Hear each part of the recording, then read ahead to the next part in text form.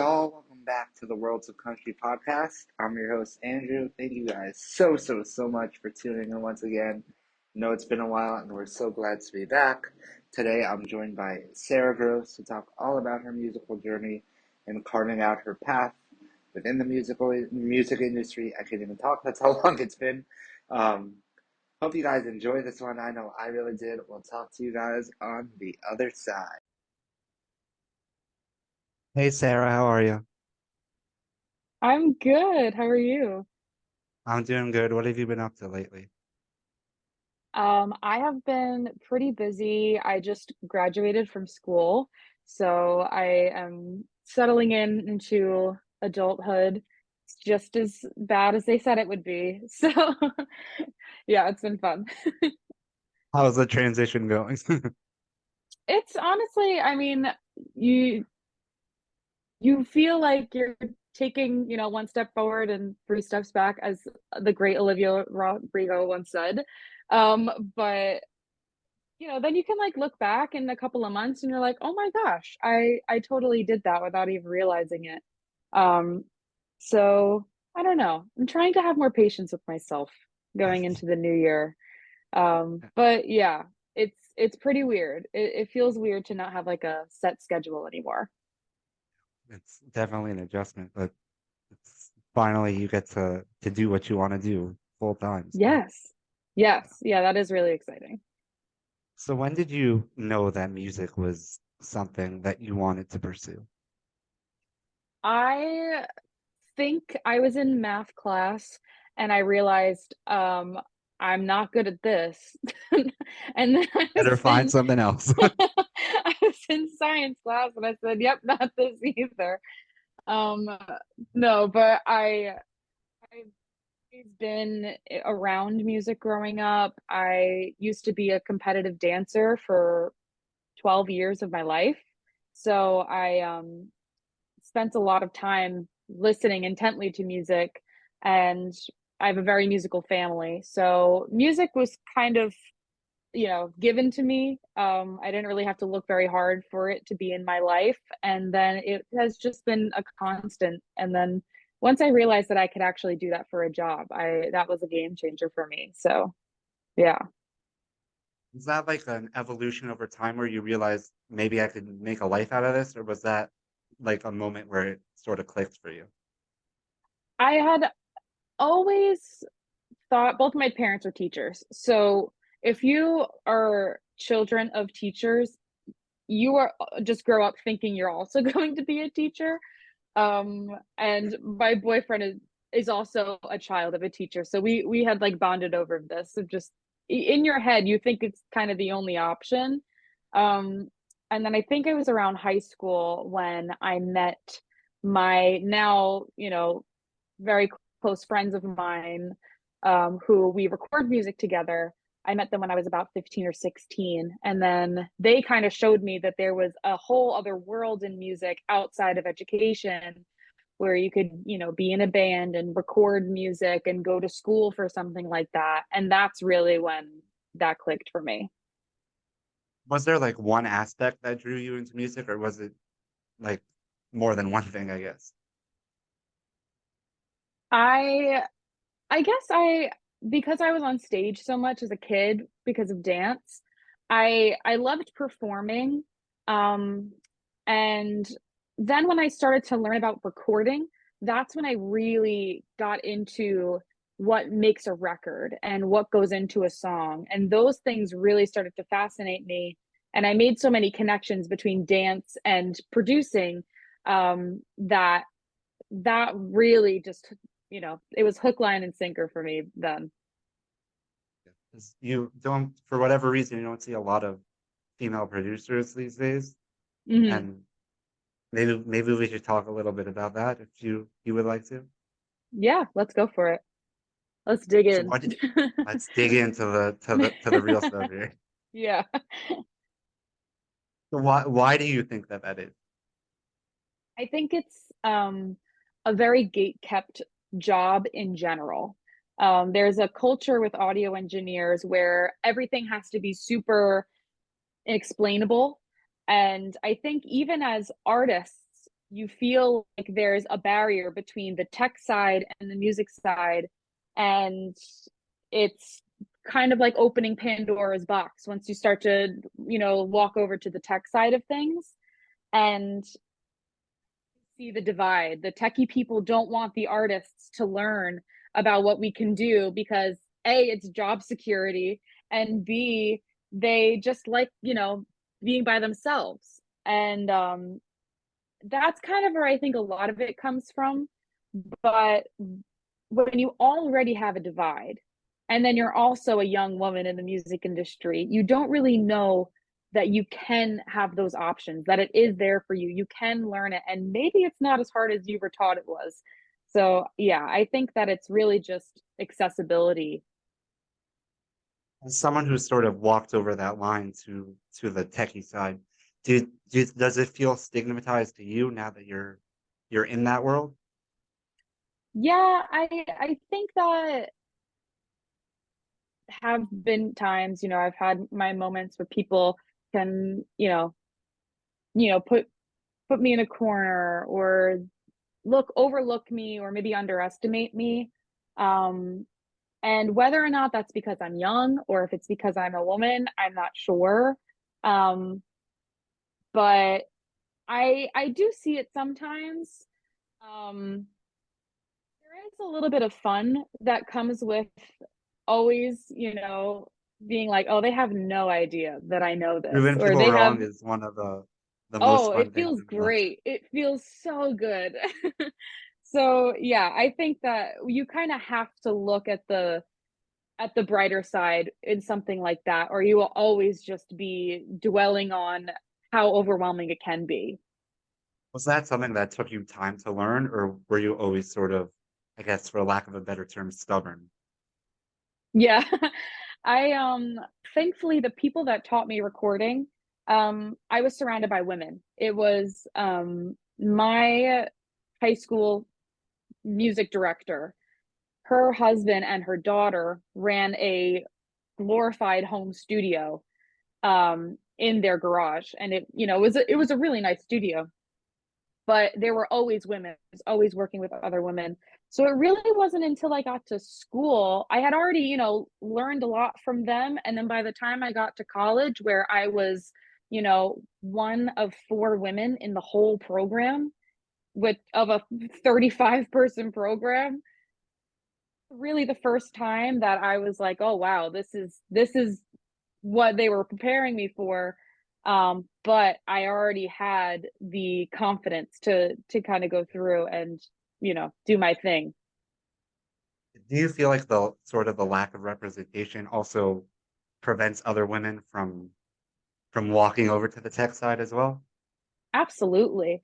I have so many clients, they're just or just other women that I've worked with who say, like, I can't work on this song with someone that doesn't understand this, or I can't like work with someone who's going to make me feel like they just know way more than I do. And it's, there's not a collaboration there.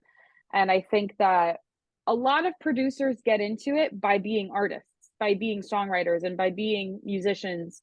And when nobody is telling you that there is, something that you can learn, when it feels more like I'm doing a service for you and not this is a collaboration and we're here to teach each other something, I think that prevents a lot of people from wanting to get into the field.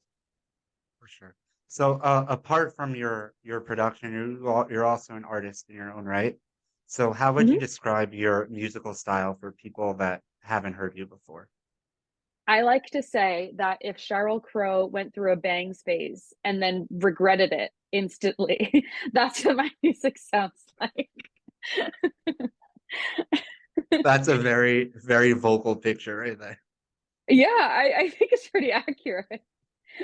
As someone who went through a bangs phase and regretted it, I think it's, you know, that's what it is. So, how long did it sort of take you to settle on the style? Was there a lot of trial and error, or did this always sort of feel right to you? Yes, there was definitely some trial and error. I grew up with country music. because that's what my parents listened to, which if you can hear my accent at all, you know that I'm not from the South and I am from Long Island. So rejected it in my teens because it was my mom's music and it wasn't cool anymore.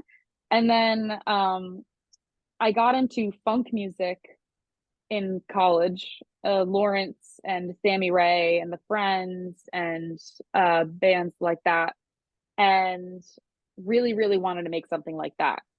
And then COVID hit, and then I realized that I was going more towards the golden country era, the, John Prine, Bob Dylan, Linda Ronstadt, all of those, artists from the 70s and the 80s who were making folk country music. That was the thing that was bringing me comfort during the pandemic. And that was kind of when um, country music really made a reappearance in my musical journey. Do you feel like you've also pulled from some of the other influences that you've picked up over the years? Or Yes, totally. I think you can learn something from every genre of music. And it's a shame when people say that they don't listen to all different kinds of music. and genre lines and the concept of genre lines is becoming more and more outdated as we go along with the way everyone's pulling from here, there, and Yeah, everywhere. as it should be. And it's great to see because genres at the end of the day just inhibit people from hearing the music because it's categorized in a category that they may not think that they like. Yeah, But yeah. totally. Yeah, I totally agree. So, what would you say have been some of the bigger lessons that you've learned along this musical journey of yours? Hmm. I think one that I need to keep reminding myself is not to take it so seriously, and that this is a field that's so unique, and many people get very jealous of when you tell them I work in music, because Either that or they say you don't make any money. Those are also true. But at least I like what I'm doing, at least I'm doing something that inspires me and fuels me and kind of gives me a reason to want to work. And I would put work in quotation marks because sometimes it doesn't even feel like work.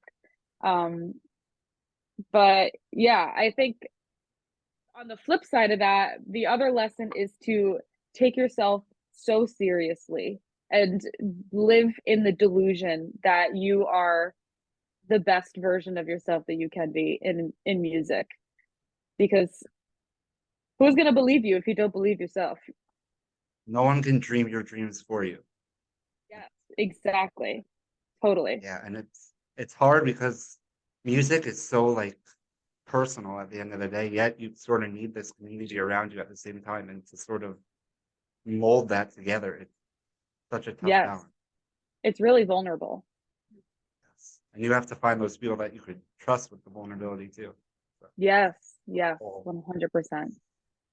So on the flip side of the lessons, what would you say have been some of the bigger challenges that you've faced along this journey? Yeah, I think that there's a lot of pressure that you need to find your niche very early on as an artist. And I think of everything, whether it's life or music or career or whatever. When you were 18, you picked your major in college. Did it end up being the same thing that you graduated college with? Or did you think when you graduated, did you think that you were going to do the same thing that you wanted when you were 18? Like, you change all the time. Yeah, And so is yeah. your music, and so is your brand, and so are you. So I think just giving yourself a little bit of grace to maybe not be in a niche all the time is really important. That sort of goes back to what we were talking about before about putting music in boxes and Yes. basically slapping a label Yes. on it. It's so much easier to do that, and it's Yeah. much more palatable for people to say that you are a XY artist, Yeah. and there's a person behind that. So it's really difficult to do. Yeah, and also with like social media and everything, you're so attached to just seeing numbers as opposed to people behind the numbers. Yes. Yes, 100%. So on the topic of social media, was like TikTok and that kind of stuff something easy for you to jump into, or were you reluctant to hop on the train? In the beginning, when it was whipped coffee and Tiger King, that I wasn't really sold yet. And then all of my my other collaborators were saying, no, like you have no idea how powerful this is going to be. And I was like, I'll believe it when I see it.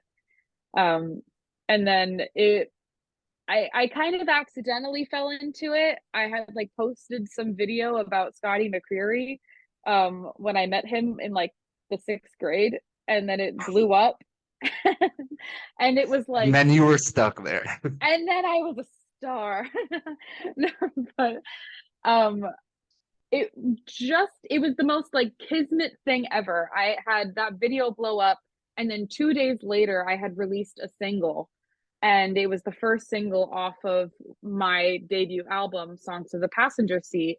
And that just kind of really launched a career for me. Was able to start promoting my music to not just my friends and family. So It's so yeah. it yeah, as long as you like sort of know how to use it, it's such a great tool, but it could also the flip side of that it could be very damaging to people. But Yeah. Too. I don't know why I'm It's a laughing. tricky system. I know. I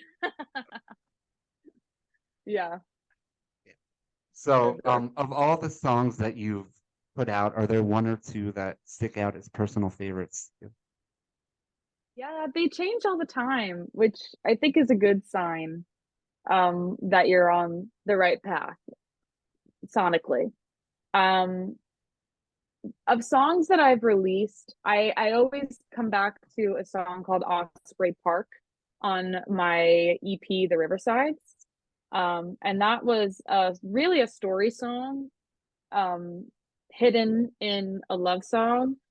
Um but I think that it for me just captures the, you know, the turning of the tide of you were in high school and now you are kind of entering adulthood, like you're not old enough to not make mistakes, but you're not young enough to like keep pretending to be a high schooler. And I think that there's a lot of anxiety um that still resonates today. It's like when you're in your 20s, you just constantly feel like you're shedding skin and you're just becoming a new person.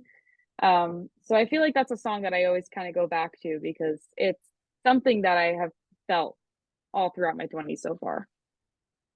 So when you're writing songs, is there like something that sticks out that separates the good songs from the bad songs and the great songs from the good songs, probably more importantly? Yeah, I think that songs that whenever I put music out, I want to make sure that it's something that I really believe in and that it's something I 100% wholeheartedly want to be out in the world and I'm proud of. And the songs that I keep singing to myself as the days go on and oh, I wrote that song. What happened to that song? Like if I can't stop thinking about it and it sways me to sit down and record it, I think that's kind of what separates it because when you're writing so many songs, it's easy to have them all It blend just into got each other. lost. Yeah. Yeah, yeah, for sure. So what's next for you? Great question. No idea. But I finished a lot of touring, which was really the first time so far that I've been able to tour. And um I just, I graduated college and then I just kind of jumped right into it and touring all over New York and Pennsylvania and like all these places and stuff. So I really, really loved that. I think that was very affirming for me that that's what I want to do. Um, but I'm also doing a lot of recording and I'm it started out as I'm going to record an album, and now so many songs are coming into my life that I really want to record. So I'm just kind of going on a recording spree. And I think that when I do release another album, I'm going to have to pick from a big pool of songs. Um, Right. so Sounds yeah, like a I think fun time that's kind of to what's cut going on. down your songs. Yeah. Yeah, I do love the winter for that reason. I think it's a great time to just hibernate and create music as much as possible. So I want to do a little rapid fire with you before I let you go, if that's cool with you. Yes, sure. Do this. And just God only knows what's going to come out of my mouth, but Well, sure. that's the fun in this. Great. You could only eat one food the rest of your life, what would it be? Dino Nuggies, 100%. You could only listen to one song the rest of your life, what would it be? Um, Scott Street by Phoebe Bridgers. Biggest pet peeve. Um, Funny. How do I say this and not, sorry, this is not rapid fire at all. Um, Suckers. What Why was are you I so couldn't hear you. mad? What was it? I didn't hear Energy, it. energy suckers. Energy sucks. That's an all-inclusive answer. People who just can't ever say anything positive. Yeah. Buzz killers. Yeah, yeah, yeah, that too. Pancakes or waffles? Pancakes. Pancakes or waffles. Pancakes. Wrong answer, Don't but look, we'll accept it. don't look at me like that, Andrew.